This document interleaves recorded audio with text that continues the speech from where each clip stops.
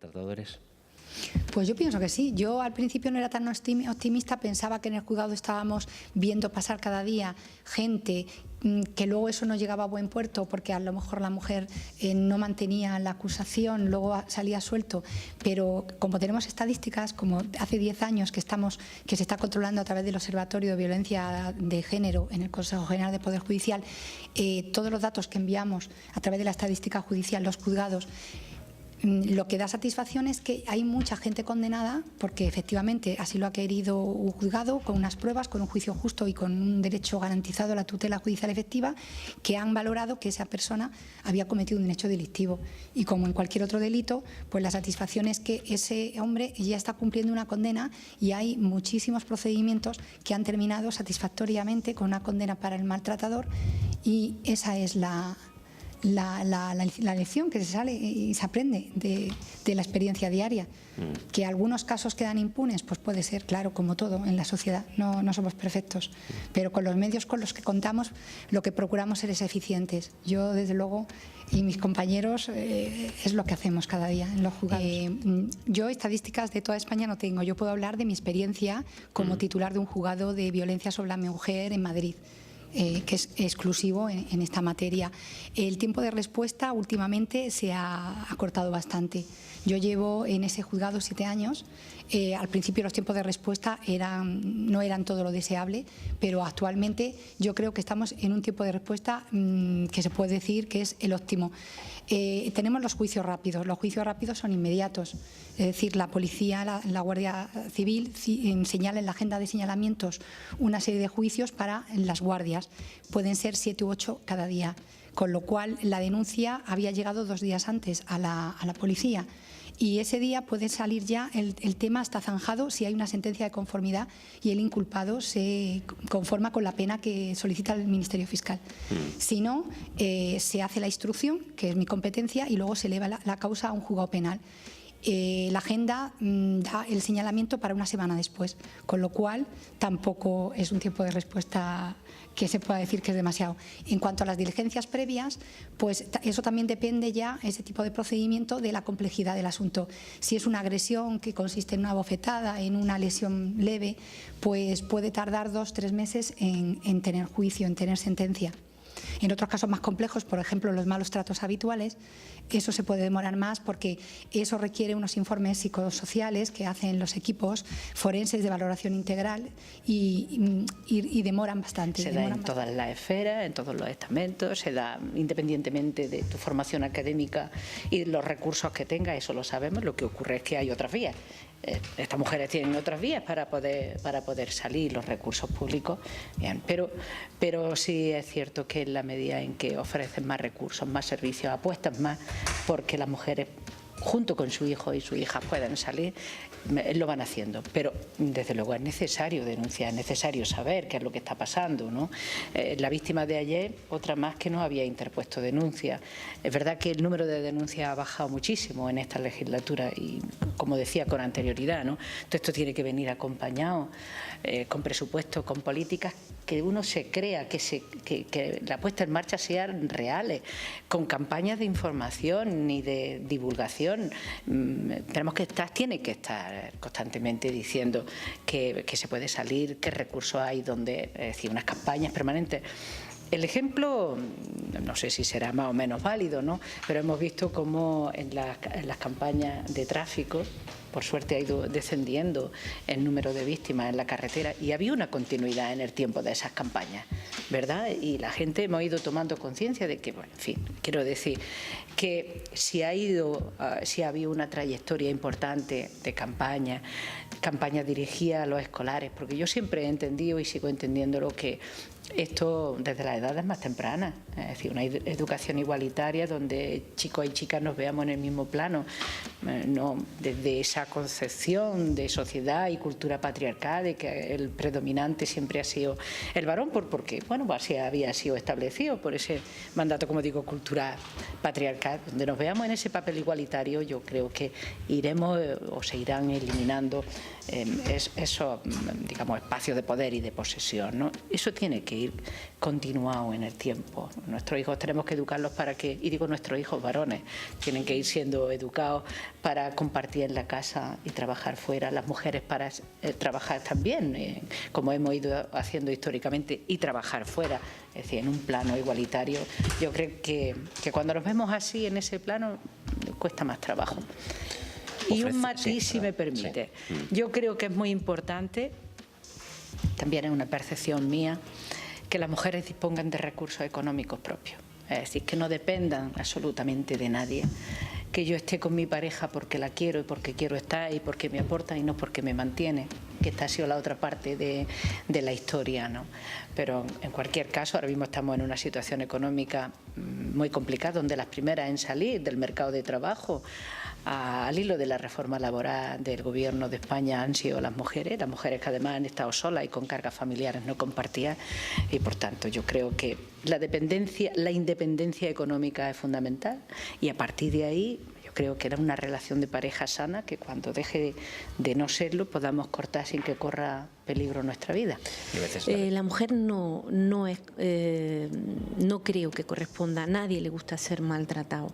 El problema es que nosotros asumimos desde niños unos roles, nosotros asumimos una educación que nos lleva a permitir y a ver como normal determinadas conductas que nos van haciendo un daño a nivel emocional, nos van minando a nivel emocional, hasta tal punto que la persona no tiene capacidad de defensa.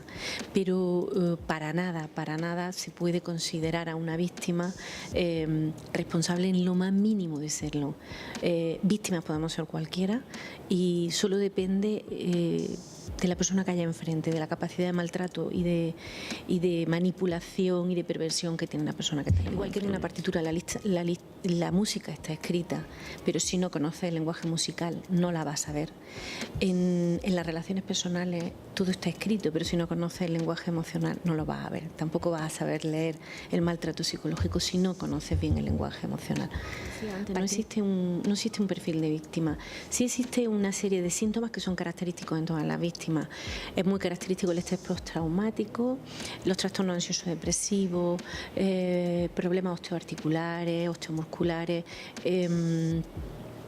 problemas de alimentación, y luego conductas de riesgo como el consumo de fármacos, el consumo de alcohol, el consumo para paliar un poco el miedo, la ansiedad y el No digo nada más que tenemos que pensar qué estamos transmitiendo a la sociedad en la que vivimos, que estamos transmitiendo, por ejemplo, a nuestros jóvenes con determinadas series de televisión, determinadas películas que están recibiendo, determinadas revistas, que vamos a los kioscos y vemos las revistas que están destinadas a la población adolescente, y no es lo mismo el mensaje que se dan a las revistas destinadas a los chicos que las revistas destinadas a las chicas.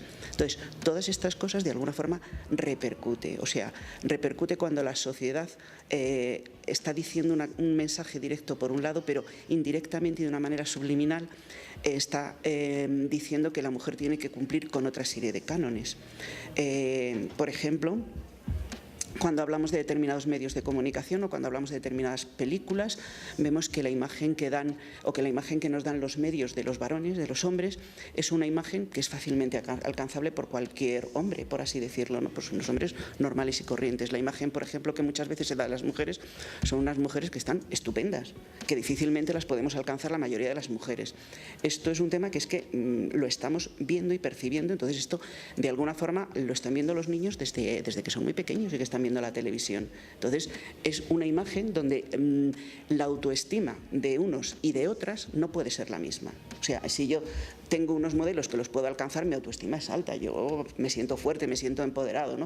Mientras que si yo tengo una imagen y que es que yo esto no lo puedo alcanzar y parece que la sociedad, las mujeres que triunfan tienen que tener esta imagen, yo esto no lo puedo alcanzar en la vida. Entonces esto va en contra mía, ¿no? Entonces yo creo que en ese sentido tendríamos que hacer un cambio importante a nivel también de sociedad, o sea, y esto es pues muchos cambios, o sea, pensar, yo a veces digo, invito a que intentemos mirar simplemente un día entero la televisión o bueno, a unas horas determinadas, con un poquito de perspectiva en este sentido, ¿no? y a ver qué nos encontramos. Sí, yo creo que se puede salir, creo no, en mi experiencia de estos 12 años nos dicen que las mujeres salen de la situación de violencia, que pueden tener una vida completamente normalizada, que sus hijos y sus hijas también salen y no tienen por qué repetir patrones donde han estado. Cuando ya se comete el maltrato, cuando ya hay una situación de violencia de género, estamos hablando de un fracaso, estamos hablando del final, y existen muchas posibilidades de prevención. Lo que ocurre es que hay que estar siempre atentos a qué es lo que sucede, y no podrá haber nunca una prevención real y efectiva. Es decir, podemos poner medidas educativas, medidas legales, medidas sanitarias, pero la raíz fundamental es una raíz estructural y una raíz social. Entonces, si no hacemos un cambio real de mentalidad, de un cambio de actitudes, que es lo que está a la base de esa relación desigualitaria, de esos estereotipos, pues lo otro serán acciones concretas, pero la prevención real implica tener en cuenta todas esas acciones de manera multidisciplinar y de manera coordinada y conjunta, y sobre todo trabajar en ese cambio de mentalidades. Por tanto, sí que creo que verdaderamente se puede prevenir, pero es muy complicado porque tenemos que actuar sobre la raíz. Vamos, la mujer que escribe, pues no se puede decir que haya un solo tipo. Hay figuras que optan directamente por el mercado y por las ventas, hay figuras que optan por escribir las emociones y por hacer el tipo de libro que su conciencia les dicta, y hay personas que tienen más o menos conciencia y personas que tienen más o menos alegría, pero estamos ante un concepto de la literatura de mujeres que parece que tiene que entretener, pues si no entretienen, pues no funciona como discurso literario. Que siempre tendemos a meter todas las víctimas en un cúmulo, en un grupo, y como que son las otras, y a mí no tengo nada que ver con eso. Ese es el efecto peligroso si se hace un espectáculo, si se hace de la violencia algo estético, algo que lo vemos de manera no acrítica, ¿no? O morboso también, ¿no? Que a veces se juega con el morbo, ¿no? Y decimos, acabas a veces como culpando a la víctima, ¿no? ¿Por qué aguanta tanto? Muchas veces se dice de la gente que sufre malos tratos, ¿no? De hecho, ha sido, en algunos casos, como hemos visto hace poco, ha sido una eximente, ¿no? Si esta mujer ha aguantado X años malos tratos, no lo podemos considerar malos tratos, ¿no? Que ha sido el juicio del señor que mató a los 2 hijos, que no me acuerdo ahora el nombre, el caso de José Bretón, ¿no? Que tenía una denuncia por malos tratos a su mujer. Dicen, bueno, no la reconocemos porque si usted hubiera estado de verdad maltratada psicológicamente años, hubiera saltado, ¿no? O sea, que se acaba culpabilizando, por ejemplo, en esos casos, ¿no? Bueno, yo creo que el sentido del periodismo, ahora que está tan en crisis, tiene que ser también, ¿no? Tiene que tener una función social, ser los ojos ante los problemas sociales que la gente no percibimos en nuestro entorno cotidiano. Entonces creo que hay un elemento de empatía, ¿no? Y en este sentido lo defiendo totalmente, ¿no? Otra cosa es que esa empatía se acabe utilizando como un instrumento de crear ideología, ¿no? Y no una empatía de verdad, ¿no? Pero creo que en la base del hacer periodístico está siempre esa función de denuncia y de decir, esto es lo que está pasando en el mundo y por lo tanto esto no debería pasar, ¿no? Como decía por ahí a principios de siglo un fotoreportero, ¿no? Fotografío esto para denunciarlo y para que esto no vuelva a ocurrir. En el fondo es el sentido que tiene el periodismo. Los medios de comunicación en general han apoyado lo que fue el movimiento feminista en este sentido, que se ha volcado durante muchos años en el problema de la violencia de género. Fue muy importante el caso de Ana Orantes en el año 97. Ana Orantes era una mujer que fue a un programa de televisión, una tertulia, contó que su marido la maltrataba y nada más al poco de salir de la tertulia su marido efectivamente acabó matándola, y eso provocó todo un movimiento muy importante de los propios medios, ¿no? Que colaboraron. Intentaron enseñar cómo se debe tratar, ¿no? Entonces todo el movimiento feminista, que eso es pensamiento que se genera un poco en los debates, en las universidades, hubo una muy buena conexión en ese periodo, en estos 10 últimos años, 15 años, en que los medios, por ejemplo, hicieron una cosa, sobre todo los medios informativos, muy importante, ¿no? Que fue sacar, en los casos de violencia de género se sacaron de los sucesos y se han metido en las secciones de sociedad. Ese paso fue muy importante Porque si tú metes una cosa en un suceso no le das una explicación general, porque es la obra de un loco, es una obra casual, es una catástrofe, es algo que ocurre sin causas, ni con efectos, pero sin causas. Y esto se terminó gracias a los medios también, ¿no? Y se ha trabajado muchísimo, sobre todo durante pues un periodo largo de tiempo, en tratar de manera adecuada en los medios este problema, ¿no? Entonces las mujeres, pues por ejemplo, no retratarlas como víctimas siempre, sino que hay muchas mujeres que luchan mucho antes de ser asesinadas, han tenido un proceso de lucha, un proceso de denuncias, y muchas veces los medios invisibilizaban y te mostraban solo a las mujeres como víctimas, y esto es muy negativo, ¿no? Entonces yo creo que los medios en concreto en España, no así en otros países, y sobre todo lo que son medios informativos, no lo han tratado mal y no lo están tratando mal porque, se habla de violencia de género, ya no violencia doméstica, a pesar de que de vez en cuando vemos cosas que no están bien tratadas, ¿no? Pero creo que se ha avanzado y no está mal del todo, ¿no? Se podría mejorar, pero el tratamiento que se le da no es para nada negativo. Una víctima de violencia de género denuncia violencia de género y a la semana, a los 15 días, tiene que estar entregando a sus hijos en estos centros, ¿no? En caso de que no lo haga, será castigada. Eso es algo que normalmente se silencia, ¿no? Porque está incumpliendo una sentencia judicial, una sentencia que le obliga a no proteger a su hijo de un violento. Si nosotros a ese niño no lo separamos del círculo de la violencia, lo que vamos a fomentar es que reproduzca esos patrones, que el niño termine normalizando todos esos abusos que están ejerciendo diariamente sobre su madre.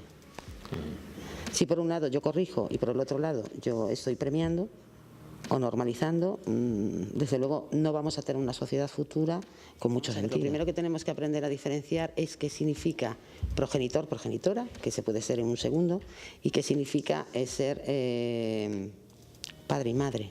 Hay unas características que un progenitor maltratador no las va a cumplir nunca. De que se había separado y con un proceso de juicios, de no juicios y seguir con todos los temas. Y me dijo, ayer tuve el último juicio, ¿no?, con mi expareja, y me dijo, ahora es la primera vez que me creo que las cosas están cambiando. Esto me lo dijo a lo mejor hace unos 3 o 4 años. Dice, hasta ahora él salía de los juicios riéndose, él salía bien, feliz. Dice, ayer es la primera vez que vi que salió muy serio, le pusieron los puntos sobre las íes. O sea, que sí, que las cosas están cambiando, pero está costando.